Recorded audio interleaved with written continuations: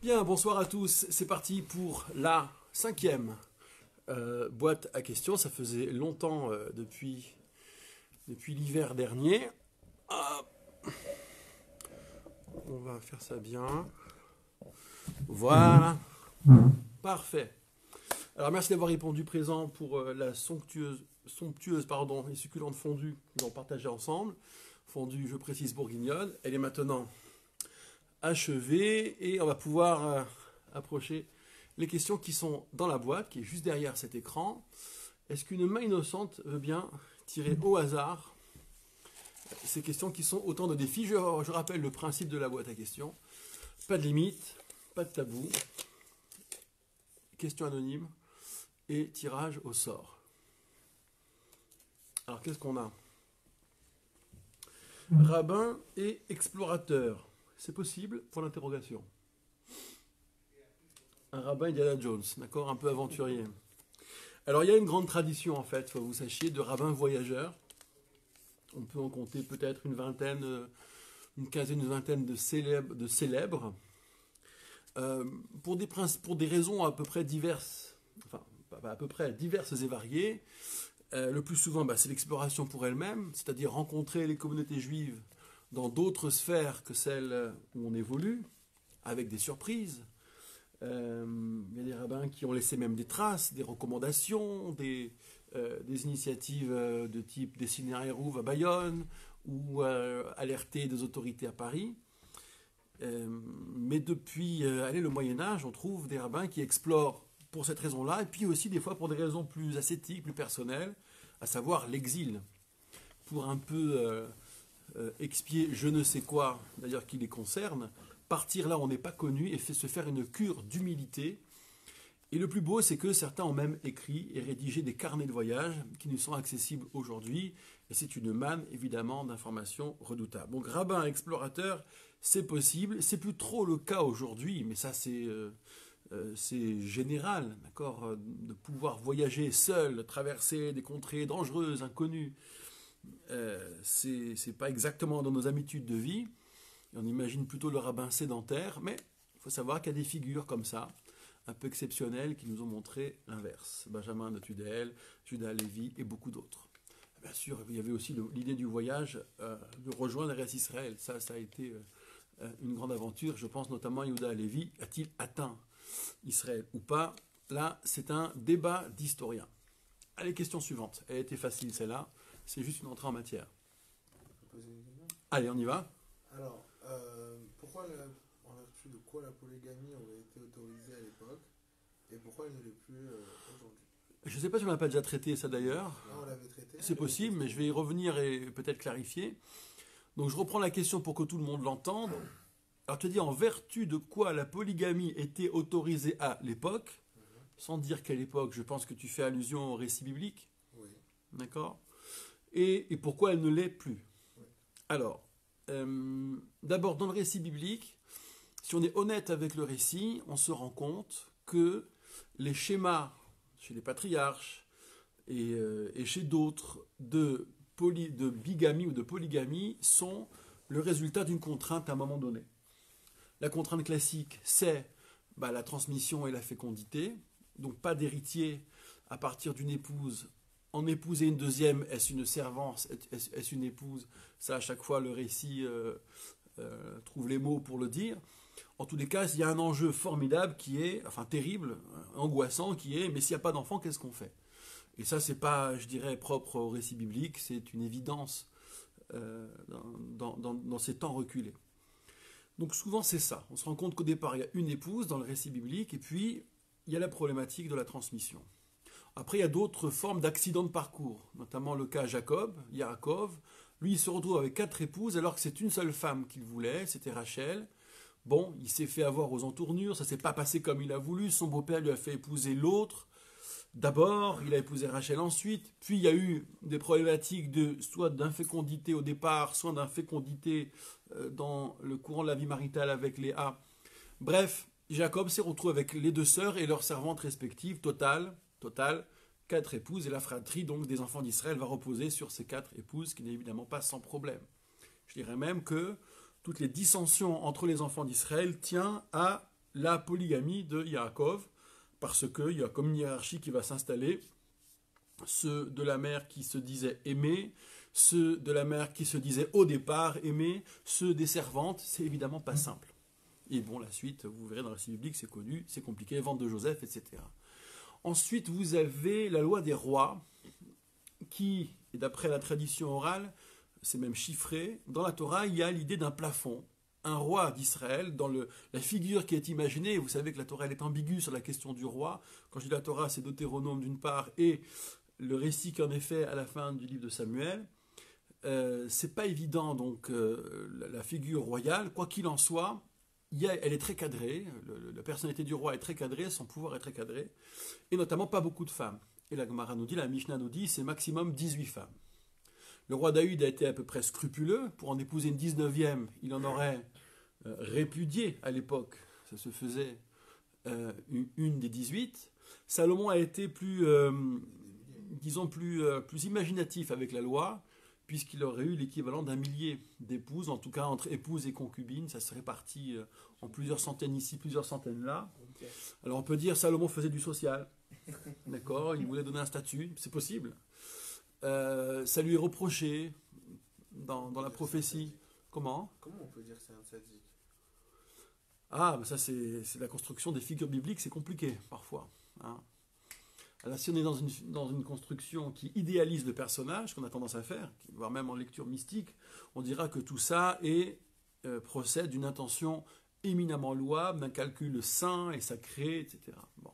Donc c'est une lecture qui ne cherche pas à produire un portrait réaliste de Salomon. La Bible fait-elle seulement? Est-ce que la Bible est là pour nous livrer des personnages réalistes? Donc on est dans des narratifs et il faut rendre compte d'une certaine cohérence. La mystique, elle, est une cohérence, une forme de cohérence parmi d'autres. Donc il y a le cas Salomon, mais qui est précisément cité comme contre-exemple. Soit, si on le considère critiquable, c'est ce qui sera fait, soit on considère que c'est exceptionnel et donc limité serait critiquable. Ce qui revient à peu près au même. Bon, donc déjà il y a cette donnée biblique, sans même entrer trop dans la tradition orale, qui est que les polygamies ou bigamies sont accidentelles ou exceptionnelles ou critiquables. Après, vous trouvez que dans le Talmud et la Mishnah, on n'a pas de traces a priori pour la quasi-totalité des maîtres qui circulent dans le Talmud, et ils sont plusieurs centaines bien sûr, on n'a pas de traces de bigamie. A priori, ils sont tous monogames. Dans ce fameux croissant fertile, plus la Judée, on ne voit pas très bien qui aurait été polygame. C'est une curiosité. Ensuite, dans l'histoire, il y a un point important qui est l'an 1000. Et les anathèmes, faut-il les qualifier ainsi, de Rabbeinu Gershom. Il faudrait parler de synode, en fait, de Rabbeinu Gershom, à l'an 1000. Donc on est au cœur de l'Allemagne, autour de Worms. Et Rabbeinu Gershom émet toute une série de décrets, en fait c'est un Beddin qui émet toute une série de décrets, dont l'abrogation de la polygamie. Interdit, dès lors, pour toutes les communautés qui se sentent concernées, qui sont affiliées en somme à ce centre juif puissant qui était Speer, Worms et Mayence, interdit, donc Worms essentiellement au départ, interdit de pratiquer la polygamie. Par contre, les juifs en terre d'islam n'ont pas entendu parler de cet anathème, de cette interdiction. Il y a aussi la répudiation qui tombe sous le coup de l'interdiction. On ne peut plus répudier, le divorce sera le fait du consentement des deux protagonistes et plus seulement l'effet d'une répudiation, sorte de divorce unilatéral. Bon, alors, est-ce que ce hérem avait vocation à durer toujours? Est-ce qu'il était limité dans le temps? Là, ce sont des querelles qui ne sont pas d'un intérêt immédiat. Toujours est-il qu'on arrive au XXe siècle et l'État d'Israël, qui poursuit en cela la législation mandataire britannique, n'admet pas la polygamie, la bigamie. Donc c'est la monogamie légale, pointe à la ligne.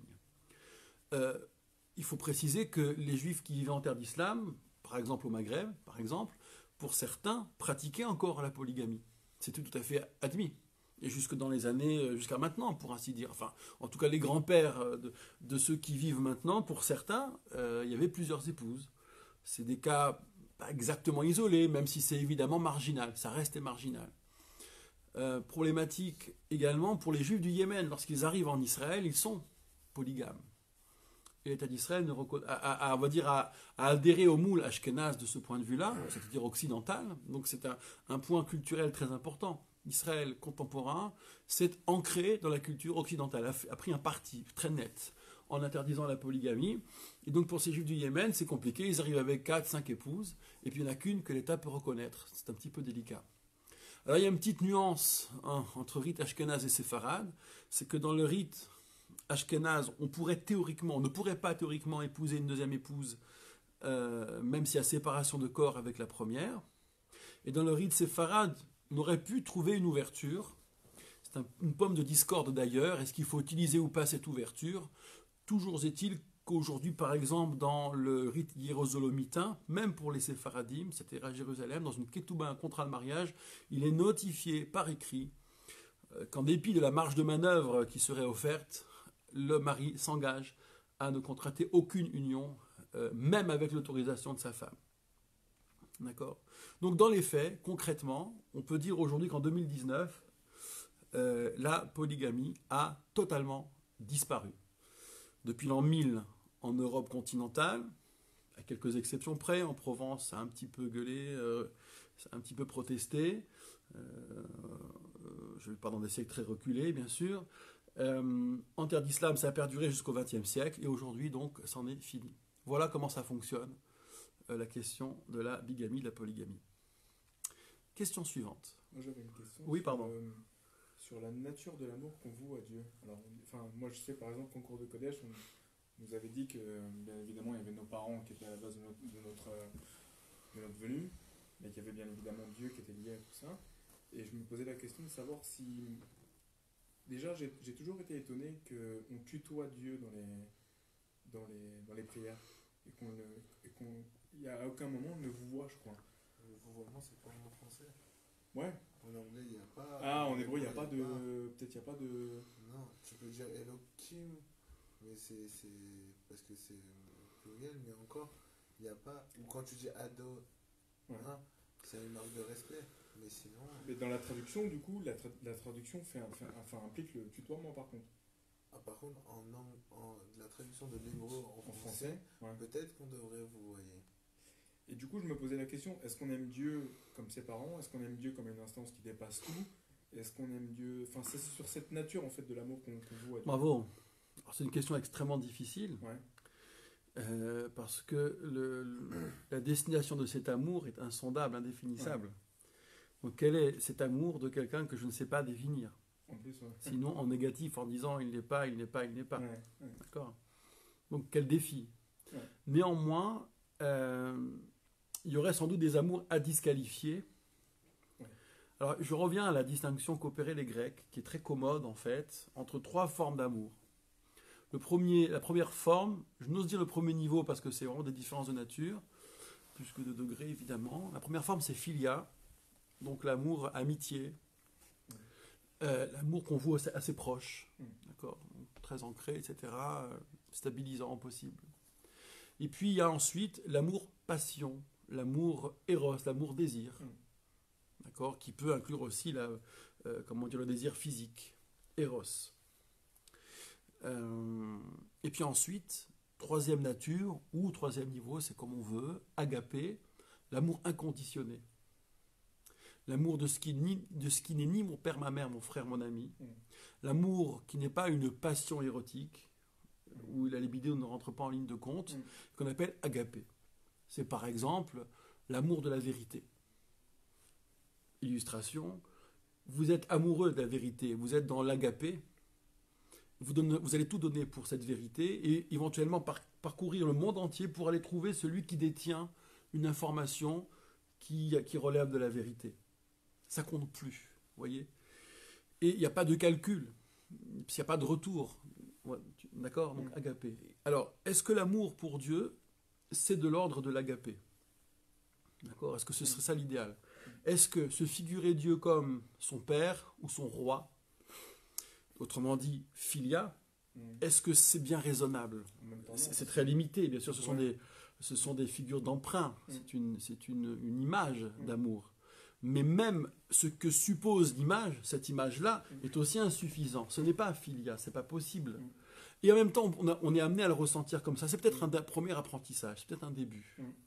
D'accord. Mais il y a un moment donné de la vie, on a une maturité telle que c'est pas la récompense, c'est pas les honneurs, c'est pas le retour, c'est pas le calcul, c'est l'amour inconditionnel exactement à l'image de la vérité. Est-ce qu'à l'image d'un Ouais. développement ou à l'image de notre développement, Ouais. on pourrait schématiquement voir ça comme justement comme le passage dans plusieurs étapes?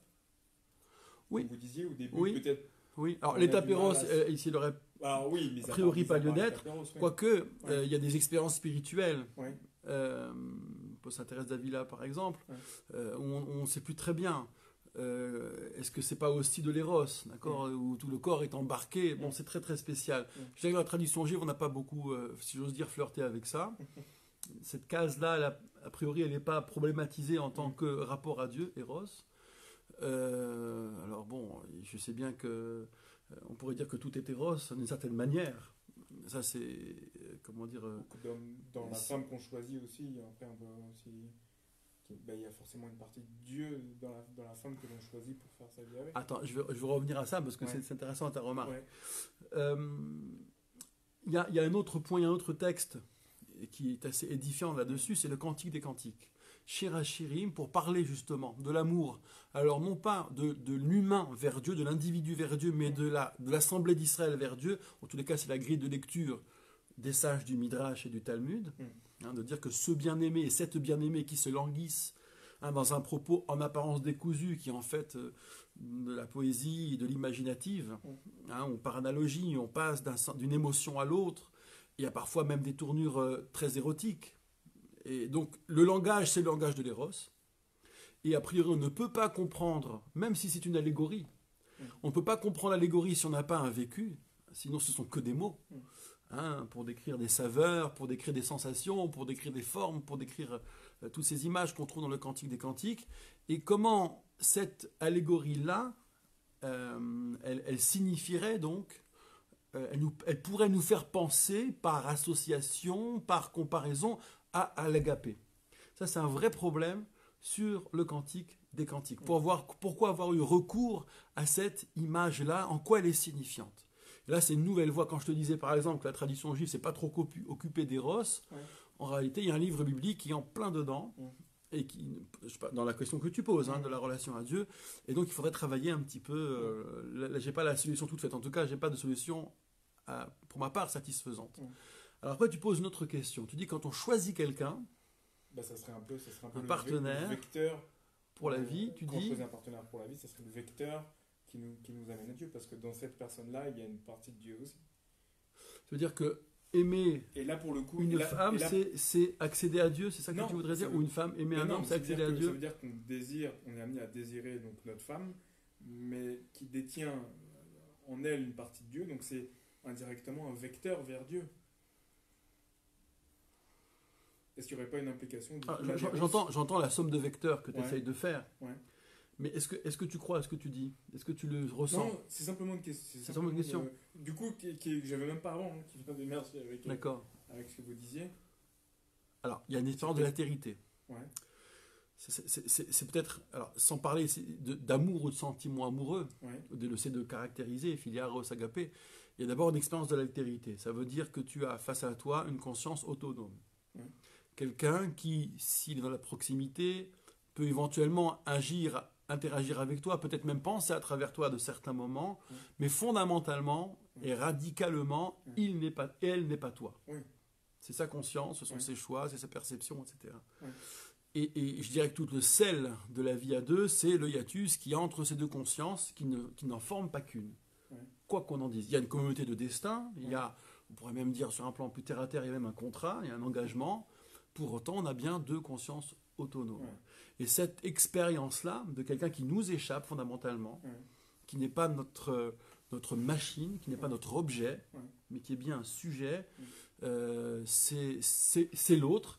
Et pour reprendre l'expression, c'est cette connaissance de l'autre qui peut-être, comme tu dis, nous emmène vers la connaissance du tout autre. Voilà. De soi aussi. Alors, par répercussion de soi. Mais qu'est-ce que c'est que cet être qui m'échappe pour finalement découvrir cet être qui m'échappe totalement et fondamentalement. Et la question même se renverse, est-ce que moi je lui échappe Et si oui, par quel miracle et quel paradoxe? D'accord? Bon, voilà que cette question de la nature de l'amour de Dieu nous emmène très loin. Alors, question suivante.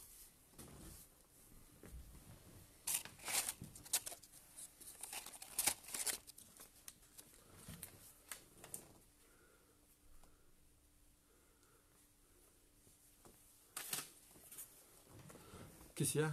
Tu fais une mine déconfite. Pas à lire. Alors j'ai la presbytie qui est pas loin là, je sens. C'est pas compliqué, des fois, la prière pour la République, pour l'interrogation. C'est pas compliqué, des fois, la prière pour la République. Bon, je vais la faire courte. Je vous renvoie au texte qui circule, vous pourrez l'entendre, qu'on dit tous les Shabbats, dans les grandes cérémonies, tous les jours de fête, quand on sort la Torah, prière pour la République. À quand ça remonte? À Ramsès II, quelque chose comme ça. C'est vieux comme la Bible, l'idée de prier pour le souverain d'abord. Ça n'a pas été d'abord la prière pour l'État, ni pour le royaume, mais pour le souverain, sa famille, son bien-être personnel, car de son bien-être dépendait celui de ses sujets, et donc, le cas échéant, de ses sujets juifs. Donc ça a pris des formes diverses et variées. Le plus marrant, c'est le XIXe siècle, où, je prends le cas parisien, le cas français, au XIXe siècle, et même avant, il faut pouvoir jongler entre les différents textes. C'est-à-dire, tant que c'est Louis XVI, prier pour le fils de Saint-Louis, et son dauphin, et puis hop, la Convention, ou bien Bonaparte, premier consul, alors on prie pour le premier consul, puis quand il devient empereur, alors c'est l'empereur de tous les Français et son fils le roi de Rome, et empereur de tous les Français, roi d'Italie et son fils le roi de Rome, on prie pour la famille impériale, puis après, boum, il faut reprier pour Louis XVIII, et puis après, Charles X, là on change le nom, mais c'est toujours les Bourbons, puis après c'est la branche des Orléans, c'est plus le même texte, et puis après la République, et puis à nouveau le Deuxième Empire, le Second Empire, puis la Troisième République, et le texte se stabilise à peu près, où on ne prie pas exactement, ça date de ce moment-là, pour le président de la République, mais pour la République française.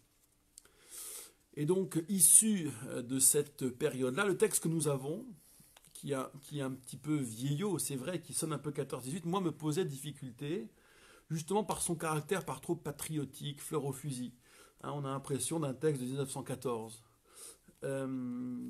Et puis j'ai un peu flotté, j'ai un peu douté, moi, de la pertinence de ce texte, quoique je le disais de manière rituelle, mais quand même ça m'inquiétait. C'est comme demander à un pacifiste de prier pour les armes et pour l'armée, d'accord, et pour le succès d'une armée, c'est parfois un peu, si on a des convictions, compliqué. Et puis il y a les années 2000 où peut-être ai-je mûri, ou peut-être j'ai senti le péril que tout le monde peut ressentir. Quand on me disait, mais vraiment, ça vous va de prier pour la République? Je dis oui, parce qu'elle en a besoin. Ce principe qui protège chacun, qui est notre état de droit, est fragile, et étant, est fort de ces crises, est fort de cette fragilité. Et donc, prier pour la République a effectivement un sens, car c'est ce qui permet, pour les minorités, le droit, c'est ce qui permet d'exister comme citoyen, et qui est en péril très exactement à l'heure de l'équilibre des forces. N'importe quel incident peut nous faire basculer dans le repli politique quasi irréversible, en tous les cas néfaste et funeste. Donc plus que jamais, je sens qu'il est nécessaire de prier pour la République. Alors après, comme dans tous les textes de la Tfila, vous savez, vous avez à chaque moment de la vie, ou chaque jour parfois, des voyants qui s'allument différents. Vous avez des mots qui s'enflamment selon les circonstances. Par exemple, en pleine crise des Gilets jaunes, prier pour que la France soit toujours fidèle à sa noble tradition, défendre toujours et en tout lieu, je cite, le droit et la liberté, couplé avec un peu plus loin, prier pour les forces de l'ordre qui assurent la sécurité des citoyens. C'est deux moments forts parce que ça dit aussi une confiance, mais une confiance basée sur le respect du droit, qui n'est pas non plus une confiance inconditionnelle. Donc c'est un texte qui finalement est, même s'il a été retoqué un milliard de fois, je pense qu'il faudrait le réécrire parce qu'à la fin ça n'a pas une belle forme, il faudrait le reprendre et puis revenir vers la version en hébreu qui existait déjà et qui était carrément oubliée. Donc en tout cas c'est un texte qui vieillit finalement pas si mal et qui garde une certaine pertinence. Donc pour ma part, je l'ai redécouvert et le dis avec plus de ferveur encore et de conviction, sans forcer mon émotion. Voilà pour la prière pour la République. Next. Ah. On est ici. Faire du business, c'est sain ou c'est sale? Qu'est-ce que vous dites? La réponse dans la question. On n'est pas des Saint Thomas d'Aquin, non? Quel rapport avec saint Thomas d'Aquin? Saint Thomas d'Aquin, il disait que l'argent, c'est mauvais. Et de toute façon, quand on est riche, en gros, on a tué. Ça dépend quel business. En gros, l'argent, ça a mis... Ça dépend ce qu'on en fait, ça dépend ça a mis les Oui. terrains rares. Ouais, bon. Ça dépend comment on Évidemment, si je vous dis si business est sain ou c'est sale, oui, on a la réponse un peu dans la question, c'est comment vous le faites. Mais si je vais donner une citation, une seule, sur les affaires, le Talmud nous dit que la première question qui est posée à l'homme après la vie, il y a une série de questions qui sont terribles. Hein. As-tu fixé un temps pour l'étude de la Torah? As-tu espéré la délivrance? Avant cela, il y a est-ce que tu t'es occupé de peupler la terre? Mais la toute première question, c'est Nasata v'natata be'emuna. Est-ce que tu as fait du commerce avec honnêteté? On peut se demander, mais qu'est-ce que ce registre vient faire avant le temps d'étude de la Torah, vient faire avant faire des enfants, ou peupler la terre, plus exactement, espérer la délivrance, voilà des grands thèmes, d'accord, que le croyant devrait porter au sommet de tout. Mais non, le Talmud nous dit, on va d'abord parler affaires, d'accord? Vous avez la voix qui vous dit, parlons business, comment tu as fait des affaires dans ce bas monde? C'est incroyable. Et moi, pour finalement comprendre cette priorité dans le questionnement ultime, c'est Rav Dessler, moi, qui m'aide beaucoup là-dessus. Parce que chez Rav Dessler, vous avez ce petit enseignement très joli, que je résume très simplement. C'est-à-dire, si on estime que le croyant intégral blasphème lorsqu'il entreprend quelque chose dans le monde, hishtadlut en hébreu, qu'il commet un effort pour sa subsistance, pour transformer le monde, c'est à peu près la même problématique. Quand on est croyant, on doit penser que Dieu gère le monde très bien, que le pain va me tomber du ciel comme la manne, et que défier cette logique-là, c'était un mauvais croyant, et c'est quelque part sacrilège. Nous dit Rav Dessler, on n'a rien compris. Parce que ça veut dire qu'on n'a pas vécu à l'épreuve du monde. C'est presque trop facile. La véritable foi, c'est, dit-il, lorsque j'entreprends, lorsque je fais des efforts, lorsque je produis, lorsque je crée, et que je me dis, finalement, même dans ce que j'ai très concrètement produit, créé, je suis la cause, donc, pour autant, je ne suis pas seul dans ce succès. Voire même, je ne suis pas exactement l'auteur de ce succès. Il y a une cause qui me précède et qui a rendu possible cette réussite. Là, il peut naître le doute. C'est assez difficile, quand on a produit un succès, de ne pas se voir comme l'auteur du succès, ou en tout cas pas l'auteur exclusif. Cette épreuve-là, c'est tout ce qu'on gagne dans le Nasata Velatata Bemuna. As-tu fait du business avec Emuna, avec foi, en plus exactement avec honnêteté? Autrement dit, est-ce que tu as vécu à l'épreuve du monde ou tu as vécu en dehors? Et après, tout le reste se décline, parce que pour vivre à l'épreuve du monde, c'est est-ce que tu as fixé les valeurs comme déterminantes ou bien c'était accessoire? Est-ce que tu t'es occupé de peupler le monde? Bref, est-ce qu'en venant dans le monde, tu t'es intéressé au monde ou bien tu as vécu en ermite en dehors de tout? Autrement dit, tu n'as pas grandi dans ce monde qui t'était offert pour grandir. Voilà ce que la Gemara nous dit. Donc non seulement le business n'est pas quelque chose de sale, mais ça appartient à la conscience de chacun. C'est une question d'éthique personnelle, mais c'est peut-être quelque part une démarche louable, sainte, sacrée, dans la mesure où on vit véritablement à l'épreuve du monde. Et c'est là que notre place de créature se fabrique. C'est là que notre émouna véritable se forge. Voilà. Voilà pour le business. Une question suivante. J'en avais une autre, moi. Vas-y. Ça fait longtemps qu'on ne s'est pas eu, du coup, je réponds à plein de questions. Je voulais revenir sur un auteur dont on avait déjà discuté, qui était Eugène Ionesco. On avait déjà discuté rapidement. La cantatrice. Il y avait la cantatrice, oui, il y avait... La cantatrice chauve. Ouais, il y avait le rhinocéros, il y avait le roi semeur. Mais c'est pas pour parler des œuvres spécifiquement, c'est pour parler... Bon, lui, il était... je crois que ce qu'il faisait, c'était le théâtre de l'absurde. Il a été catalogué comme tel. Et en se plongeant un peu dans sa biographie, donc il expliquait qu'il avait vécu majoritairement la Première Guerre mondiale, que ça l'avait énormément marqué, et qu'il avait mis en fait à travers son écriture un peu cette absurdité qui relevait un petit peu du monde et de l'organisation du monde, parce que la manière dont lui il avait vécu, les scènes qu'il avait vécues. C'est quelque chose, moi, du coup, qui avait fait écho en moi à certains moments quand je me retrouvais face à des patients, en me disant, mais en vrai, il y a une forme d'absurdité, en fait, que j'arrive pas à appréhender. Et Comment tu l'as traduit dans la relation avec le patient? je sais que moi, personnellement, ça m'avait frappé quand j'avais perdu un cousin il est décédé à 48 ans. Il avait Ouais. un cancer du cerveau. C'est quelqu'un d'extrêmement brillant qui vivait en Chine, qui avait fait fortune. Il me disait, je me rappelle, j'avais été le voir le Pessard avant qu'il décède. Justement, j'avais voulu aller le voir parce que je savais que ça se passait pas bien. Mhm. Il m'avait dit, tu sais, même si je m'arrête de travailler aujourd'hui, je peux gagner jusqu'à 16 000 euros par mois, Sans travailler. sans travailler. Bon. Et il me disait, je veux pas te mentir, je sais que ça se passe pas bien. À mon avis, je partirai dans pas longtemps. Et j'essaie de rattraper auprès de mes enfants tout ce que j'avais, tout ce que, en fait, il essayait de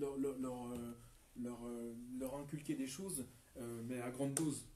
Comme Ouais. si avant, il avait laissé passer un peu de temps sans forcément prendre en considération tout ça, toute l'importance qu'il y avait à transmettre à ses enfants. Il avait transmis, mais peut-être pas à hauteur de ce qu'il voulait maintenant. Avec un temps Voilà, sachant que compté maintenant, dont c'est il avait compliqué. conscience qu'il était compté. D'accord? Et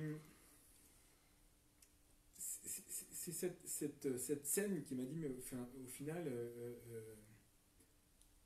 que j'ai croisé en fait avec d'autres chefs d'entreprise, moi que j'avais rencontrés pendant mes stages en cancéro, Ouais. qui me disaient, vous savez, moi hier je gagnais, je sais pas, 10 000 euros, j'étais le roi, on me déroulait, et aujourd'hui je peux même pas aller aux toilettes tout seul. Et il y a une forme d'absurdité en fait, de ce chamboulement de vie et dans cette violence en fait qui m'est apparue. Et je voulais avoir votre avis, donc déjà personnellement, alors c'est vaste, mais sur le sentiment qu'on peut ressentir parfois sur cette incohérence, je ne sais pas comment on peut appeler ça, parce que lui en plus, UNESCO, il ne voulait pas qu'on parle apparemment de ce que j'ai lu, mais à un moment, il ne voulait pas qu'on parle de l'absurdité, il disait que c'est pas parce qu'on ne comprend pas les choses que c'est absurde. Ouais, ouais, Ce n'est pas c'est faux. une nuance importante. Voilà, exactement. Ouais. Mhm. Donc je voulais avoir votre avis déjà, parce qu'on est tous confrontés plus ou moins dans notre vie, il y a des choses à un moment donné qu'on considère peut-être comme absurdes, et si c'est quelque chose qui était aussi débattu ou évoqué, j'imagine bien, dans les textes, comme ma connaissance n'est pas assez... Oui. Alors, pas dans ce langage-là, Pas dans ce l'absurde, langage-là. dans cette catégorie-là, Ouais. mais l'expérience m'a appris, devant l'absurde, Ouais, ça veut dire dans l'expérience qui ne fait plus sens, devant la rupture de sens, ouais, qu'en réalité, la faillite n'est pas celle du système cosmique, c'est celle du discours. Ouais. Ça veut dire que nous n'arrivons plus à rien formuler qui tienne la route. Il n'y a plus rien qui tient la route. comme si nous Que avions rien. atteint nos limites. Exactement. C'est-à-dire, on lit un roman. Ouais. Alors, je ne parle pas d'un roman qui traite d'absurde, justement. Ouais, ouais, Je veux dire, on lit la vie comme un roman. On voit tout comme une construction, Ouais. a priori. Ouais. Comme si, vu le résultat, ça s'impose à nous, c'est tellement évident, c'est Mhm. tellement dans l'existence qu'on se dit que, bah oui, depuis tout petit, il était ingénieur comme ceci, depuis tout petit, il était médecin comme cela. Et donc, on voit une suite logique dans tout. Donc, on voit un continuum. On croit voir un continuum. Mhm. Et puis, il y a les événements qui démentent le continuum. Et là, vous essayez de dire quelque chose, vous n'y arrivez pas. Mhm. Et je ne dis pas encore une fois dans les bouquins, je ne dis pas dans les récits imaginaires, je dis dans le réel. Quand il y a cette grosse tuile qui tombe sur le coin de la figure d'amis, de famille, de proches, de vous-même, tous vos beaux discours, il n'y a plus rien qui marche. Il y a ce silence qui s'impose, faillite discursive, irréversible. Et petit à petit, la parole reprend le dessus. Je donne un exemple précis. Il y a un livre dans la Bible qui nous apprend comment on s'approche des endeuillés. C'est le livre de Job, de Iov. Ce livre est merveilleux parce il s'articule autour du discursif. Le héros dans cette histoire, c'est pas Job, c'est pas le Satan, c'est pas les amis de Job qui le visitent après ses malheurs, c'est le discours. Je m'explique. Job est quelqu'un qui avait tout, que le Satan veut éprouver, Dieu qui lui donne carte blanche. Enfin, vous connaissez le début, l'amorce. Voilà, il perd tout d'un coup. Alors que bon, il n'a pas démérité. Donc vous avez un continuum, quelqu'un qui faisait des sacrifices pour ses enfants, etc. Tout était bien vissé, ça fonctionnait, tout ça faisait un tout cohérent. Et d'un coup d'un seul, bam, comme dit la formule, Yesh nishte velo mishpat. Comment? Juste pour voir, c'est parce que les anges vont dire, ah mais regarde, lui il a tout. Oui, c'est C'est une pour ça figure. qu'il t'aime beaucoup. D'accord, c'est pour ça Oui, qu'il oui, est mais c'est bien fidèle sûr. envers toi. Voilà, exactement. Dire c'est pas un amour désintéressé, Voilà. s'il était éprouvé, etc. Donc Pour le prouver. Voilà. il Donc a ça, dit- ça, c'est le narrateur nous pond comment dire, L'explication. une explication, De ce malheur. en tout cas un narratif là pour nous dire d'où c'est venu. Mais il faut se mettre à la place de Job. En fait, il faut oublier le début de Job, du récit de Job. Il faut se mettre à la place de ce bonhomme qui avait tout, qui faisait tout, que Dieu n'entendait pas éprouver quelque part, et puis qui quand même perd tout. Donc là, il n'y a plus de continuum. Mais qu'est-ce qui se passe? Il est visité par 3 amis, donc Eliphaz, Athémani, etc., bon, peu importe qui ils sont, et d'où ils viennent, et qui tous vont dire des choses, alors c'est dans un langage très poétique, c'est magnifique, vont dire des choses parfois maladroites, culpabilisantes. Il n'y a rien qui marche. Il n'y a rien qui marche. Et Job leur répond à chaque fois. Et à la fin, c'est Dieu qui se mêle. Alors, il y a un 4e qui vient, cerise sur le gâteau. Et à la fin, c'est Dieu qui se mêle pour dire, vous n'avez rien compris. Voilà ce qu'il en est. Et nous, lecteurs, on ne comprend pas. Donc, on reste sur l'impression que le discours ne fonctionne pas. Et autre point important, dans le livre de Job, les amis sont présents devant lui silencieux. C'est comme ça qu'on procède aujourd'hui. Et ne parlent qu'après que Job ait recommencé à parler. Et c'est comme ça qu'on fait. C'est-à-dire que l'endeuillé est dans le silence. Et puis ensuite, il commence à parler. Il en discute avec lui. Et c'est là qu'on constate que le discours, pas parce qu'il y a eu du silence, mais que dans la reconquête de la parole, on est d'abord dans un échec. Il n'y a pas de logique au malheur. Quand il nous touche vraiment, encore une fois, pas quand c'est un film ou un roman ou ou une chronique. Il n'y a pas de mots. Donc c'est l'échec des mots, c'est l'échec du discours. Moi, voilà, d'un point de vue biblique, c'est comme ça que je situerai l'absurde, pour justement pas tomber dans le tout théologique, comment inclure l'absurde dans l'arbitraire, dans... Ça, le Talmud a un peu pensé ça. Je disais la formule, Yesh nispe belo mishpat, il y a des disparitions sans justice, qui est un trou béant, hein, bien que ça tienne en quelques mots dans le Talmud, mais qu'est-ce que ça veut dire? Donc les théologiens vont s'occuper de cette affaire-là, mais ils s'en occupent tellement bien qu'on en perd la sensation de l'absurde. L'absurde, c'est d'abord dans l'immanence. C'est pas la peine de le régler en théologie. C'est dans l'immanence que ça se passe, et ça nous montre, c'est pour moi l'épreuve majeure de la faillite du discours. C'est-à-dire, après ça, on peut oublier le malheur et recommencer à bavarder et à faire des schémas à 2 balles, d'accord, et se dire dans la tête, sans oser parfois le dire, il arrive ceci parce que cela, allez, parce que notre cerveau est comme ça, il fonctionne en réduction, en stéréotype. Mais quel moment de puissante vérité sur l'inanité des mots. L'inanité des mots, c'est ça, pour moi, l'absurde. À mon sens, Ouais. en fait, ce que vous dites, enfin, ta réponse, elle me semble logique à partir du moment où tu dis que, oui, la vie, c'est un continuum tant qu'il n'y a pas de malheur. On l'aperçoit comme ça. On l'aperçoit comme ça, mais en fait, cette définition, je ne suis pas forcément... je suis pas forcément d'accord. On peut voir, par exemple, les malheurs faisant partie intégrante de notre vie. Tous les jours, on peut avoir quelques problèmes. Ça arrive à tout le monde, c'est quotidien les problèmes. Donc, automatiquement, ça fait partie de ce continuum. Donc, pour moi, l'absurde... Ça c'est du discours. Si je dois définir ce que c'est l'absurde, je dirais que c'est ce qui n'est pas logique. C'est ce qui n'a pas de sens. Ouais. D'accord? Donc, et là, dire, et là, partir du principe que, bah, voilà, en fait, c'est pas ça. J'ai du mal, en fait, avec cette réponse parce que il parle du postulat suivant, le continuum, c'est pas de malheur. Non, j'ai pas dit ça. Non, c'est Non. pas un malheur, c'est qu'à un moment donné, tu as un malheur, en fait, qui est plus fort que les mots que tu pourrais prononcer et que tu te trouves un peu... Non. Ouais, j'ai dit le continuum. Ouais. Pardon, je te laisse terminer. Non, Vas-y. non, Excuse-moi, pardon. Vas-y. Non, mais c'est je ça. suis trop en fait, bavard.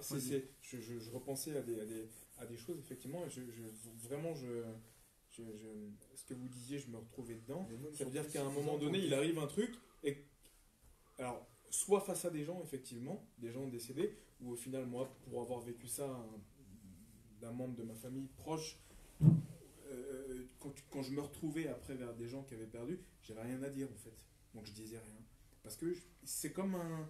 c'est comme un mur, c'est comme un stop, en fait. Ouais, là, exactement. C'est comme un stop. Comme un stop. Stop jusque-là. Qui reprend après, voilà, effectivement. Et après, les choses qui reprennent. Alors, Exactement. comment ça reprend? C'est plus pareil. C'est bancal. Il y a des C'est choses bancal. qui ont changé. Non, ce que je disais, comme c'est une que coupure, à un moment donné. quand je dis c'est un continuum, non, c'est pas une vie lisse et sans malheur. Hein, c'est pas une pièce de théâtre lisse, tout lisse, comme disait Aristote. Une pièce de théâtre, non. C'est, comment dire, oui, c'est les petits bobos qui fait qu'on garde toujours le cap. C'est avec nos petites résiliences, de petites épreuves qui ne sont pas encore les grandes catastrophes incompréhensibles. Et donc on a cette chance dans des pays relativement apaisés, nous vivons en temps de paix, dans un état de droit, avec une offre de soins telle que, sauf incident grave, les bobos que les statistiques nous attribuent d'emblée sont gérables. Et donc nos petites résiliences font que, ok, moi j'ai galéré ici, j'étais désavoué là-bas, humilié comme ceci, blessure narcissique comme cela, j'ai fait une chute ici, etc. Je m'en suis remis. Bon, tout ça, c'est un beau roman, un continuum qui est fait d'ombre et de lumière, bien sûr, mais qui se raconte encore comme un continuum. Ça veut dire une suite logique avec ses causes et ses conséquences, et on arrive à articuler ça dans un récit. D'accord ? C'est en ça que je disais que c'est un continuum. Ce n'est pas une histoire lisse. Puis il arrive un moment où ce que tu viens de dire, par exemple, oui, mais les malheurs, ça fait partie de la vie. Il arrive un moment où ça ne marche plus. Tu comprends ? Ça veut dire, vu que l'histoire dit, oui, bon, bah, ok, voilà, la mort, elle nous frappe, c'est comme ça, c'est aléatoire, bon, bah, ça a frappé ici, ça a frappé là. Mais quand ça nous touche de très près, et je ne dis pas la mort des plus anciens, d'accord, à laquelle on se préparerait, etc. Et je crois qu'il y a de l'absurde, évidemment, là aussi. Les stoïciens, ils étaient comme ça. Comment ? Les stoïciens. Ils étaient comme ça. Alors, je crois que ce sont les stoïciens. Oui, bravo. La posture stoïcienne, c'est effectivement d'intégrer le tout dans un continuum, justement. Mais bon, c'est un cas particulier. Bon, c'est une posture qui est extraordinaire, qui est fascinante, quelque part. Moi, là, je l'ai vraiment résumé. Mais moi, maintenant, voilà, sans être stoïcien, je te parle de notre expérience au quotidien, surtout voilà, dans un univers du soin, par exemple, ou bien si on a des malheurs autour de soi, on voit des choses, et c'est pas tous les événements comme ça, c'est pas toutes les morts qui ont leur part d'absurde. D'accord ? Parce qu'on a des mécanismes de résistance, on se raconte une histoire. Quand c'est ton ami de 30 ans qui perd sa mère ou son père, Dieu préserve, nous, l'ami de 30 ans, va se raconter une histoire. On va se dire, bon, allez, après tout, il était vieux, il était vieille, Baruch Hashem, il a bien rempli sa vie, il a des beaux enfants, des beaux petits-enfants. On va se rassurer. Je ne suis pas certain que l'ami de 30 ans qui a perdu, il arrive à ce niveau de discours, ou en tous les cas à ce niveau d'apaisement compte tenu du discours. Mais quand c'est pas ça qui se produit, quand c'est un vrai scandale qui se produit, quand c'est la maladie qui touche un innocent, mais tout le monde est innocent quelque part, mais je veux dire quelqu'un qui n'a pas encore vécu, quand c'est des souffrances insupportables, qui sont indicibles, qui ne sont pas concevables, quand ça se finit par le néant, par l'absence, mais il n'y a plus rien qui marche. On ne peut plus se raconter d'histoire. Tu vois, on ne peut plus se raconter d'histoire. D'ailleurs, en fait, juste après la Shoah, par exemple, typiquement. il n'y a rien eu. Typiquement. C'était même un sujet particulièrement tabou. On n'en parlait pas parce que c'était tellement effroyable qu'on n'en parlait pas. Et petit à petit, la parole a repris ses droits. Avec ses exagérations, avec ses déformations, avec ses approximations. Le discours, c'est une mise en boîte. Le discours, c'est une mise en boîte.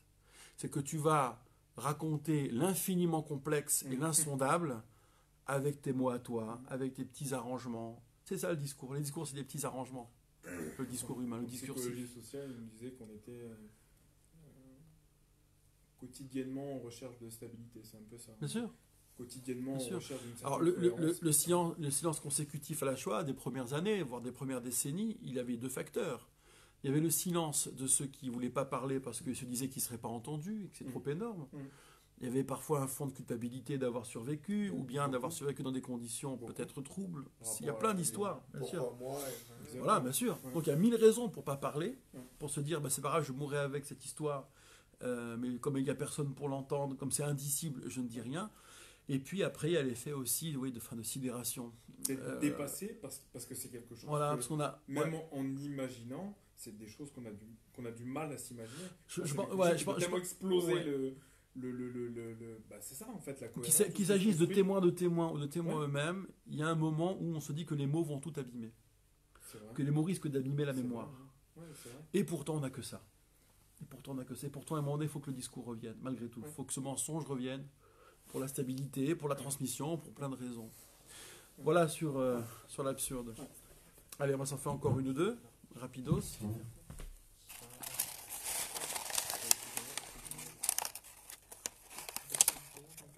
Et hop. Peut-on lire Spinoza excommunié? Oh tiens, on l'a pas fait celle-là. Spinoza Spinoza a été excommunié. parce qu'il faisait peur. S'il faisait peur. Aussi, on voulait l'excommunier. Il y a beaucoup de gens qui ont subi ce genre d'anathème. Bon, je vais vous la faire courte sur Spinoza. C'est un boycott en fait. Hein. Boycott. C'est un BDS. Avec S comme Spinoza, c'est ça? Non, mais c'est boycotter quelqu'un. Alors, j'ai expliqué ce que c'est. Parce que la question s'est posée dans les années, tout début des années, avant les années 50, 49, je crois, où le grand Rabbin Herzog, qui était le grand Rabbin Ashkenaz de l'État d'Israël, donc fraîchement proclamé, indépendance fraîchement proclamée, reçoit de Ben Gurion himself la question suivante: je voudrais donner des noms de rues, des noms d'avenues à Spinoza, enfin plus exactement, je voudrais donner le nom de Spinoza à des lieux publics. Et lui-même était un grand lecteur de Spinoza, un grand spinoziste, Ben Gurion, et il demande à Herzog, Gourama Herzog, est-ce que c'est pertinent, qu'en est-il de Spinoza? Et Herzog se penche, et c'est fascinant la recherche qu'il entreprend. Il y a deux aspects. D'abord, il analyse cette affaire d'excommunication, donc à Amsterdam, fin XVIe siècle. Ça, oui, fin XVIe siècle.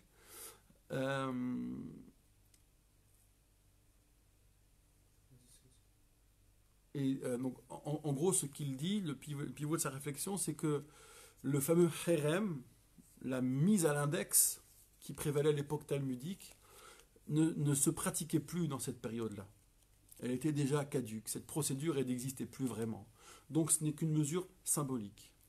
En plus, il y a le paramètre politique, où parce que Spinoza inquiétait en milieu chrétien, on a demandé à la communauté juive d'intervenir et de le mettre à l'index. Donc il fallait répondre à cette demande pressante, et ce que la communauté juive a fait. Et en plus, dit-il, le fameux cherem, ce qu'on traduit maladroitement par excommunication, ne concernait que l'homme, mais pas l'œuvre. Et ne concernait l'homme que tant qu'il était vivant. Et donc, ce cherem, d'abord vidé de sa substance, qui n'est pas le vrai cherem talmudique, la véritable excommunication, la mise à l'index talmudique, ne concernait que la personne, que de son vivant, et en tout cas pas l'œuvre. L'œuvre, ça tombe entre guillemets sous le coup de livres hérétiques ou pas, et par rapport auxquels il y aura toujours deux écoles, ceux qui disent qu'il faut lire quand même pour être armé, ceux qui disent qu'il ne faut pas lire, mais entre ces deux écoles, il y en a qui vont dire mais il faut quand même lire Spinoza pour savoir si vraiment il y a problème. D'accord. Lévinas, par exemple, dans un article fameux qui est repris dans Difficile Liberté, ça s'intitule « Avez-vous lu Baruch ?» Lui, sa thèse, et je suis un peu tombé là-dessus aussi en grattant un peu, sa thèse était que Spinoza n'était pas un presque rabbin comme on a voulu le faire croire, mais plus un autodidacte.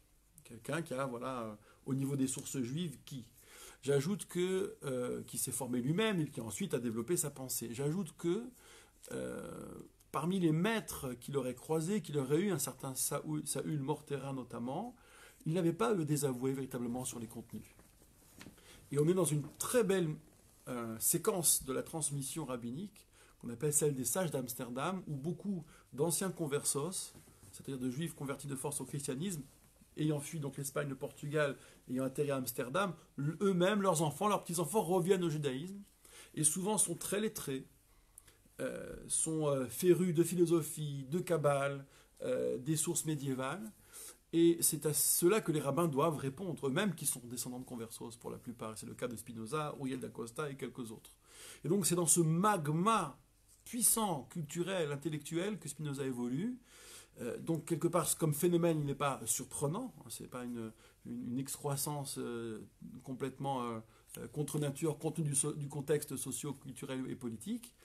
Mais bon, c'est vrai qu'il était audacieux et qu'il a pu surprendre. Ensuite, les grands thèmes de Spinoza et le rapport de Spinoza à la Bible inquiètent bien sûr les fanas de la Bible qui ont du mal avec,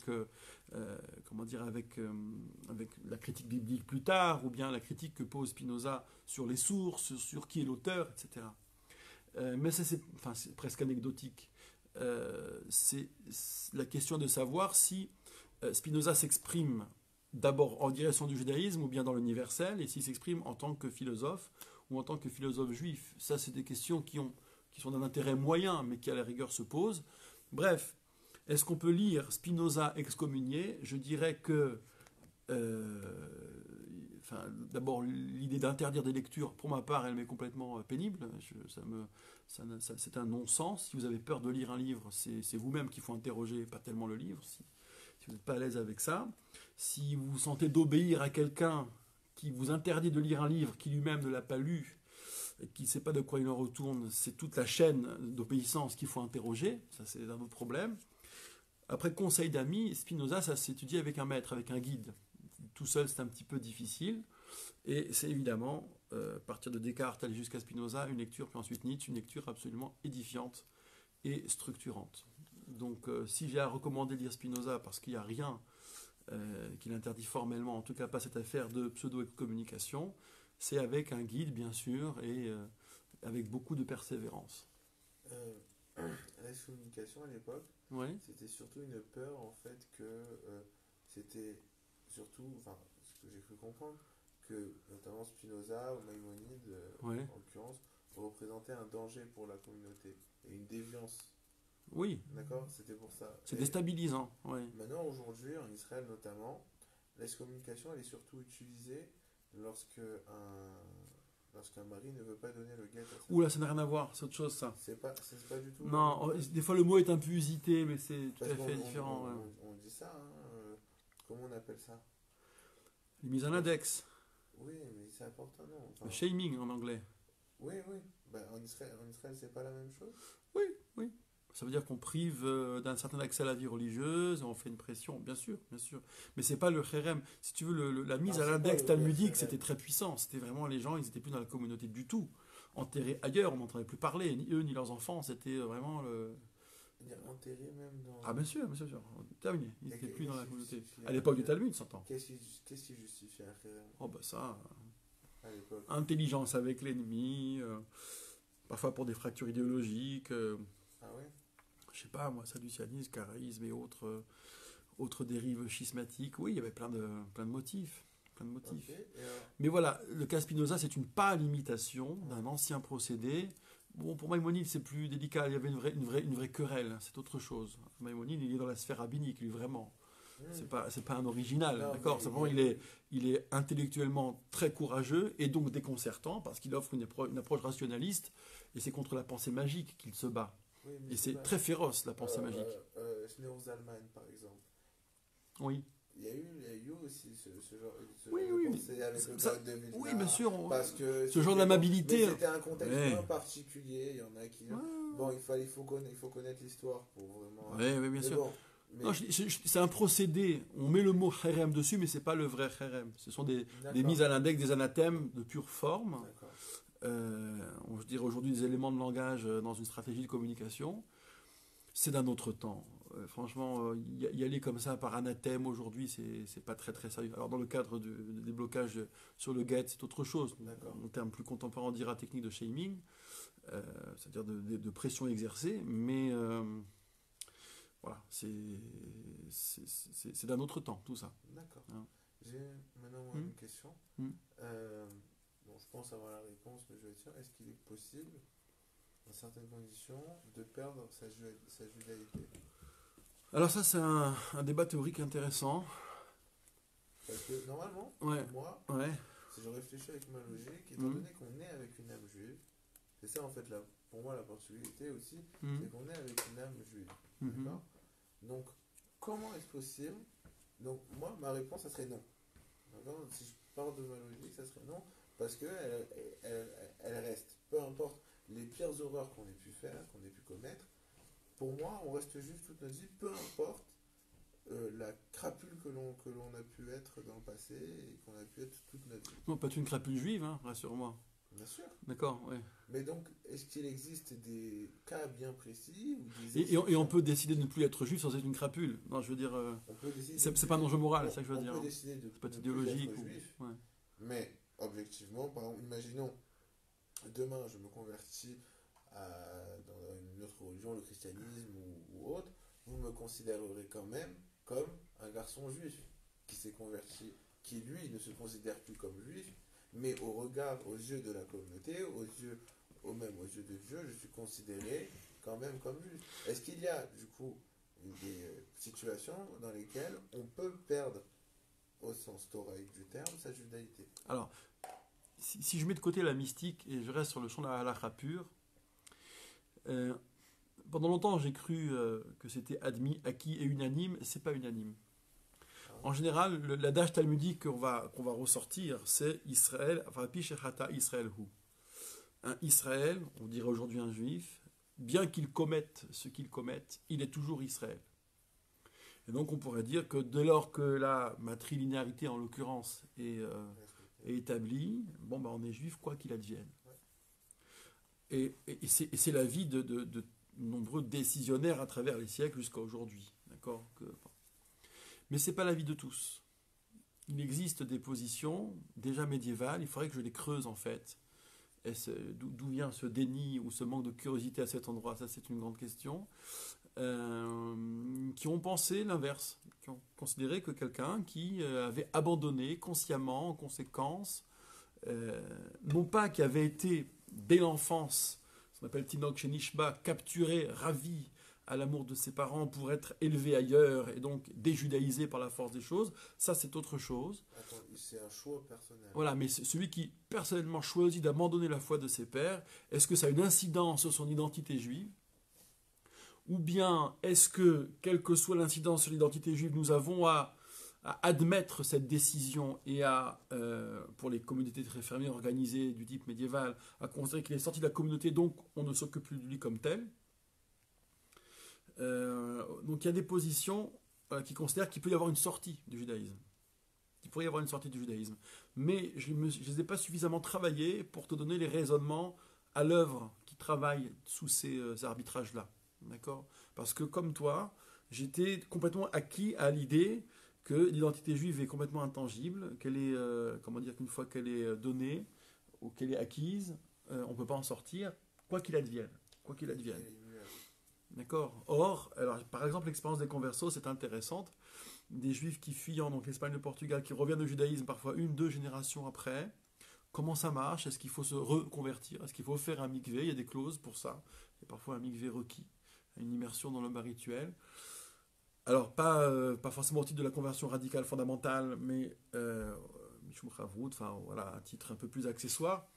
Là j'avoue mon ignorance relative sur ce volet-là, que curieusement mon champ de vision a occulté pendant très longtemps. Donc il faut que je l'approfondisse, c'est l'idée, donc je le ferai et apporterai le complément d'information sur les logiques de ces avis, semble-t-il, minoritaires, pour lesquels il peut y avoir une sortie effective du judaïsme. Ces penseurs médiévaux, c'est qui? On appelle les Rishonim. En général, on est sur une vingtaine, trentaine de noms comme ça, et ça se répartit entre la vingtaine et la trentaine. Et dans les grands noms, il y en a toujours 4-5 qui prédominent.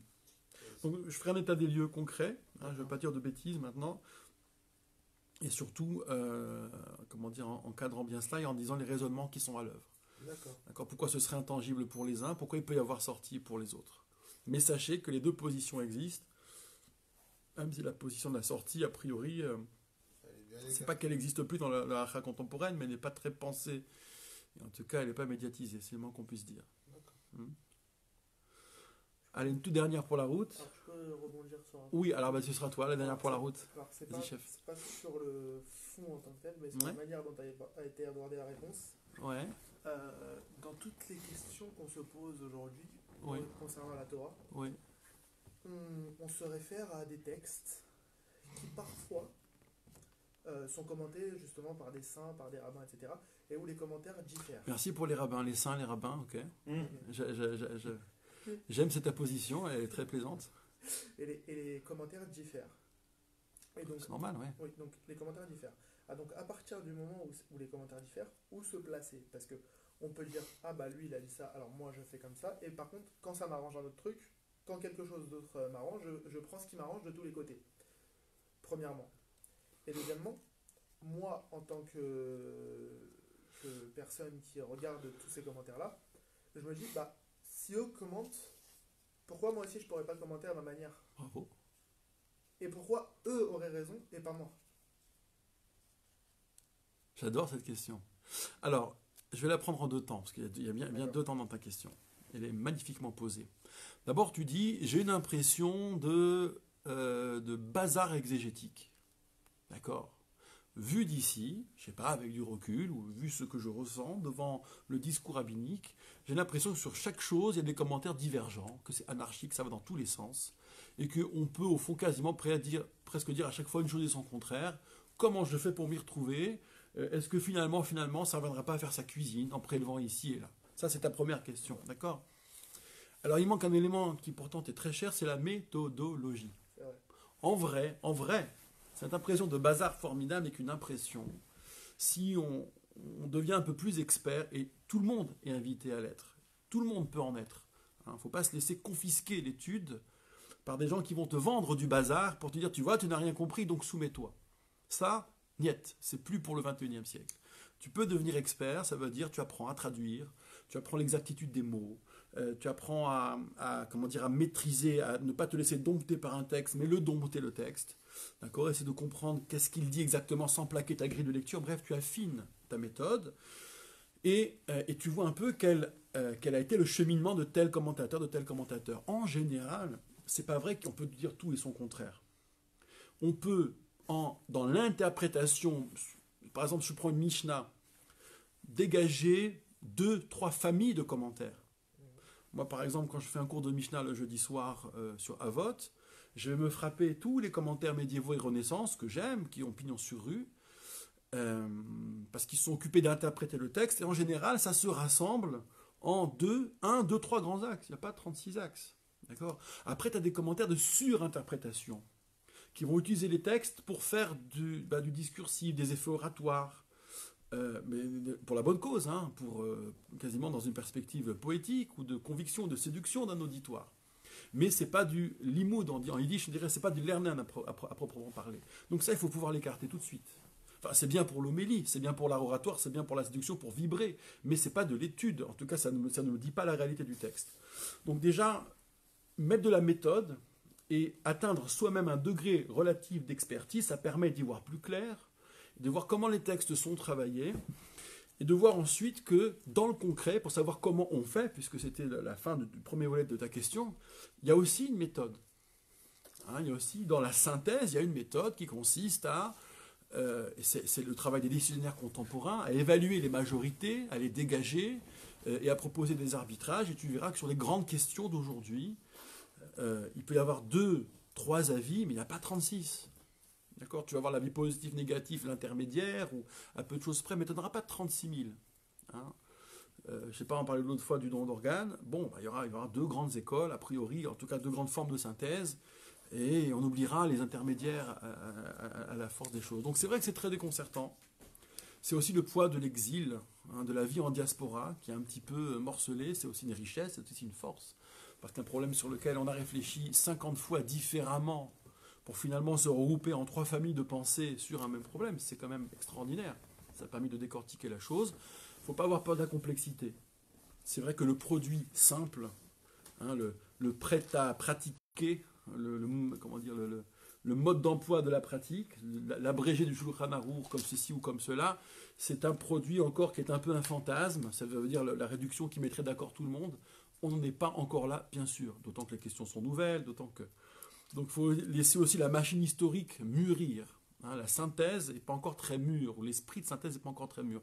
Mais, dis-toi bien, même si c'était inaccessible pour l'heure, qu'il y a bien de la méthodologie à avoir, y compris dans le limoud, dans l'étude, et que tu vas très vite distinguer ce qui est fantaisiste, et c'est pas péjoratif, hein, la fantaisie, elle a aussi son rôle de ce qui est vraiment l'interprétation méthodique, fiable, avec des partis pris, mais qui sont respectables en tant que tels. Ensuite, tu demandes... Mais au fond, j'ai un cerveau, d'accord, et qu'est-ce qui pourrait m'interdire de proposer des commentaires. En fait, ce que tu poses comme question, c'est la question de l'autorité du commentaire. Et là, il y a aussi un élément de méthode important. Ça veut dire qu'à trop sacraliser les commentateurs, en disant, vous comprenez, c'est le Moyen-Âge, ils étaient hyper forts, c'est des anges, et nous sommes rien. Alors, c'était des anges du point de vue de la crainte du ciel. C'est notamment un décisionnaire, quasi Renaissance, qui dit cela, le Rivage, qui nous dit que, un maître algérien, qui nous dit que cette phrase du Talmud qui nous rappelle que si les anciens sont des anges, alors nous sommes des hommes, s'ils sont des hommes, nous sommes des ânes, qui nous dit qu'entre eux, il y a un tel fossé que c'est même plus une question de degré, c'est quasiment une question de nature, nous sommes des ânes. En réalité, c'est sur le plan de la crainte de Dieu, sur le plan de la cognition, sur le plan de la performance intellectuelle, on est à peu près à même de. Et je dirais que tout le débat, il est là. Cet enseignement que je viens de citer, cette grille de lecture sur cet enseignement du Rivage, elle est peu admissible pour certains qui ne sont pas à l'aise avec l'idée de ne pas sacraliser tout chez l'auteur du XIIIe siècle, du XVIe siècle. En disant, ah, tu comprends, je le lis et je l'embrasse comme une mezouza. S'il l'a dit, ça, si j'ose dire, parole d'évangile. C'est parole d'évangile, point. Et moi, devant lui, je ne suis rien. Ok, sur le plan, encore une fois, de la grandeur d'homme, de la qualité d'âme, évidemment, je ne suis rien.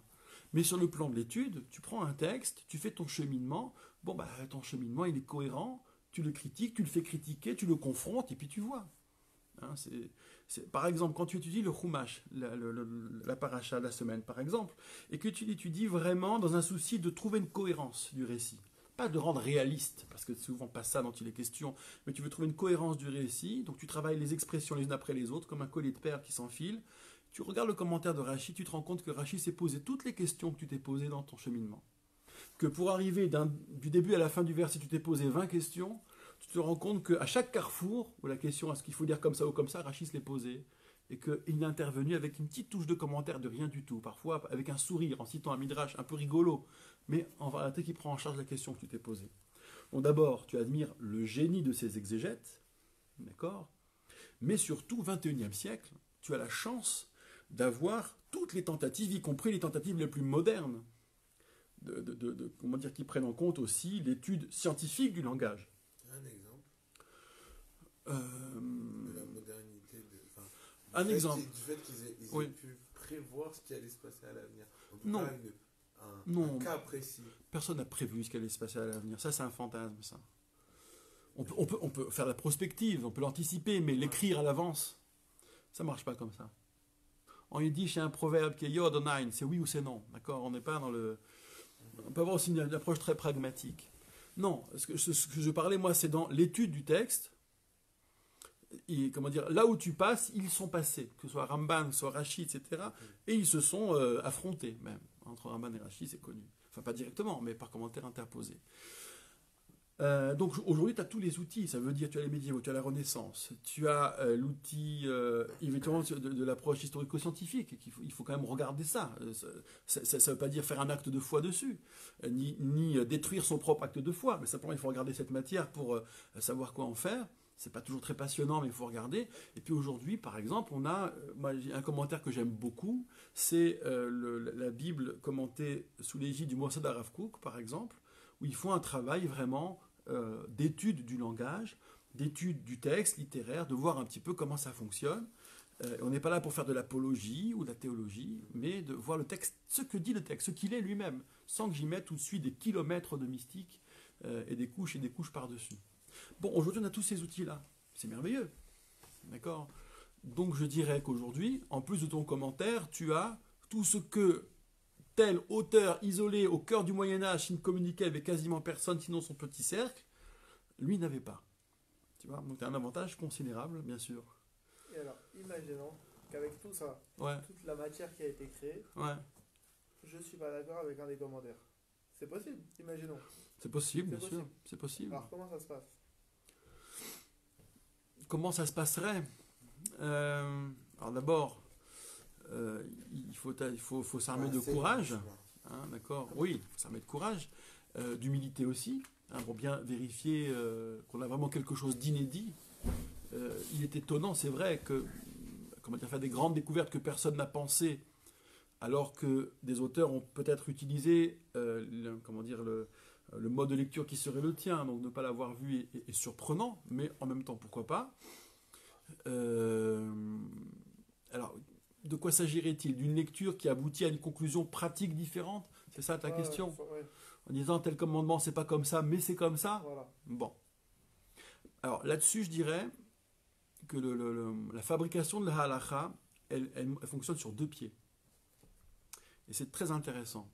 C'est qu'il y a d'un côté la recherche à outrance, qui peut amener à des conclusions complètement inédites, et il ne faut pas hésiter à y aller. La recherche à outrance. On va dire c'est le principe Hillel. D'accord, Hillel, dans l'histoire, il a amené des règles d'exégèse, il les a révélées alors qu'on feignait de les ignorer, peu importe. On est à l'époque d'Astérix et Jules César, en gros. Il a amené des règles d'exégèse qui permettaient à chacun qui avait un cerveau de travailler le texte et de produire des informations pour la pratique. C'était terrible, parce qu'avant Hillel, et c'est le mode en fait Shammai, ce que Shammai va restaurer, qu'on mettra dans les pattes d'Hillel pour le cadrer Hillel, parce que ça pouvait aller trop loin potentiellement, ça pouvait effrayer. Avant, on était sur le mode prophétique. On ne savait pas quelle est la loi pour tel cas, on allait demander chez quelqu'un qui disait « oui, je sais parce que j'ai reçu de ». En dehors de ça, rien. Et Hillel, lui, il a amené l'étude. Mais le risque, c'est que n'importe quel zozo, entre guillemets, aurait pu, et c'est le cas. Donc ça a démocratisé l'étude à fond les ballons. Et donc le tandem Shammai-Hillel, il a bien marché finalement, bien que ce soit affronté jusqu'au sang, les élèves se sont entretués, mais il en est une forme de synthèse, une sorte de Shammai-Hillel intégré au fil des siècles.